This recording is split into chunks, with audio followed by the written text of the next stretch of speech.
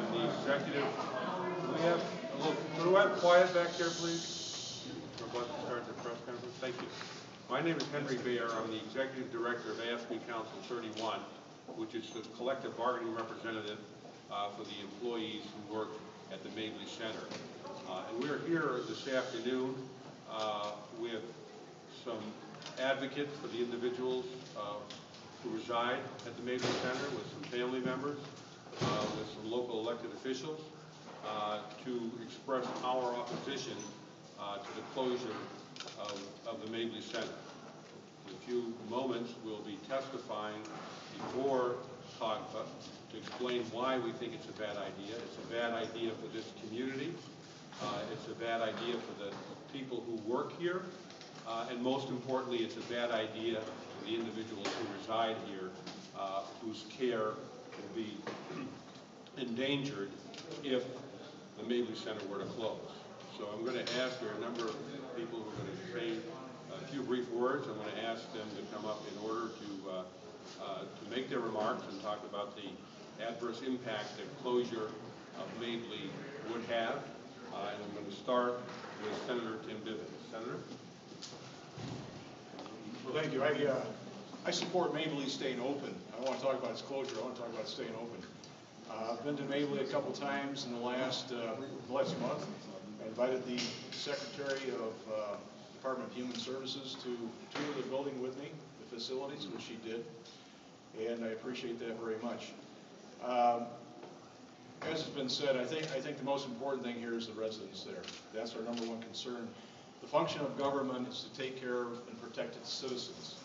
That's our number one function, and these are the most vulnerable of citizens. And I think it's, put it in the governor's own words, it's heartless and naive to close Mabley Center. It's a facility that functions very well. The Parents Association is very active and involved. They're very pleased with the facility, how it operates, the service. And as you tour there, the one thing you'll see, and I'll make my comments later tonight, the one thing you see there is you don't get the sense that it's employee and residents. You get the sense that it's one big family there. And that's something that's to be appreciated and respected. I've had several calls from people that have suggested that we close Mabley. Those calls all coming from the Chicagoland area. And I'd venture to say most of those people have not even come to Mabley to see it and tour Mabley, to see what it's all about.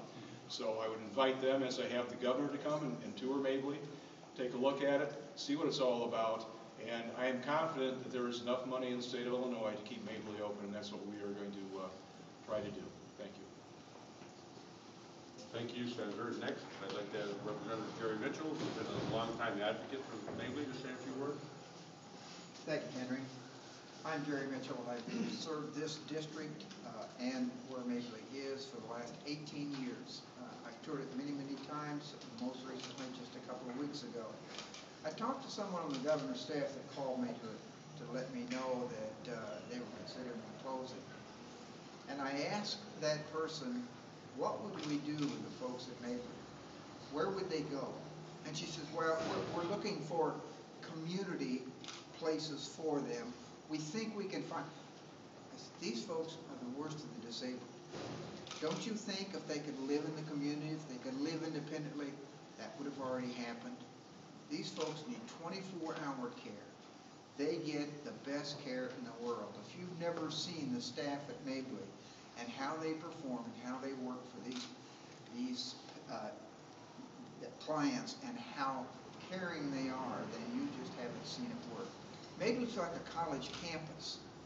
I've got the same calls that Senator Bivens have gotten from people in the Chicago area saying we need to close it. And in their mind, it's like the warehousing of olden days. That's not what Mabley is. Mabley is more of an educational facility with a caring for the clients that need that special attention than anything I've ever seen. It's worth every single cent we spend. We don't even have enough staff there that we should have, and they do a fantastic job. There's no reason to close this facility. What it costs the district is ridiculous to what it's going to cost us when we have to try to move these clients to a safe place. And I don't think we'll find a place as safe, as secure, and as caring as Mabley is now. I'm 100% against it. and I will be no matter what happens. I truly believe that this is a really, really wrong-headed move. Thank you. Thank you, Representative. Next, I would like to ask Mayor Jim Burke of Mayor Dixon to step forward. Thank you. I had want to clear something up. I mistakenly had said that, or left the impression that this would not have much of an impact, economic impact on the community, and I did not intend that at all. I mean, when you talk about 160 jobs, talking about a big multi-million-dollar payroll, that definitely has an economic impact on the community. So I want to make sure that everybody understands that. I mean, we had. If any city had a chance to get a new company in that would provide 160 jobs, they'd be falling over each other trying to get those jobs. But I never had been to Mabley until I took the tour with Jerry and Tim, and boy, what an eye-opener that was to see the Mabley. And that's when I said we need to do a video of this so that we can get people, the media, the legislators, the governor to see what Mabley is really like. And like Jerry said, people are talking about it being a warehouse operation. I was reading some of the letters the editor of the Chicago Tribune, and they're talking about getting rid of these warehouse operations and put them into a community of group homes. There's nothing further from the truth. They do have group homes out there. It is a community setting. And they're taking people that are doing menial jobs that you could not, no company could afford to pay them to do the kind of stuff that they're doing, but they're being useful. Like, for example, unrolling little copper from little spools of wire. The day we were out there, they had accumulated about 2,500 pounds of copper, and everybody knows what the price of copper is. So they have the luxury of a group home setting, and yet they've got some management, some supervisory people there that are helping them lead meaningful lives. We have about 15 of these DVDs here for the news media. Any of the news media that want those, we will provide those. So anybody that will take a look at one of these DVDs cannot possibly come away with the conclusion that this is a good deal to shut this down. Thank you very much. Thank you, Nancy. Next, I'd like to ask Barbara Chino, who is the mother of two individuals who reside at Mabley, to say a few words. Barbara. I have two boys that live at Mabley Center. This is very difficult for me because Mabley is the best thing that's happened to them. I have been in the community 6 times with my boys. They've been drugged. They've been sent to jail. They had a knife pulled on them. The community is not for all. And these agencies that believe it is, they need to live my life. They need to live the 42 years that I have spent trying to find a safe place for them. I have found it at Mabley. It is safe. The staff are wonderful. My boys are doing things that they were never able to do before. Moving them out of Mabley is going to be traumatic and devastating. I will probably lose one of my sons. He will probably die because of the change that Mabley handled. And I hold the state responsible. I do hold them responsible for any deaths that would occur for any of the residents at Mabley. We specialize for the blind. We specialize for the deaf. We specialize for those who have severe behaviors. And those individuals are thriving. We are taking away their home. Do we do that to them, these agencies that want them to be moved out? Are we going to them and saying, we're going to tell you where to live? We're going to put you in an uncomfortable situation. A blind person, it's difficult enough for them. And now we're going to move some of these individuals to a strange place with strange staff. This is not right. This is not right at all. And I think that this needs to be rethought. Mabley's a wonderful place. We are like the community. We are a community with a community. We live in a wonderful community. Dixon is very supportive. We need to rethink this. Thank you, Barbara. Next, I'm going to ask Rita Burke, who's the president of the Illinois League of Advocates for the Developmentally Disabled. Hello, thank you for this opportunity. My name is Rita Burke, and I am president of a statewide family guardian organization. And I can tell you the eyes of families and guardians across the state are on Mabley tonight. We want to see how the state is going to treat our family members with the most severe developmental disabilities. As you will hear from the families and guardians of the Mabley residents, all the human cost that closing their facilities will create, we can't add anything to that. But we know, you and I, that the bottom line is the dollar cost. That is what the state is looking at. And so we decided that we would look at that ourselves. There is a statement by ARC of Illinois and other advocates that you can take SODC residents and serve them in the community for $55,000.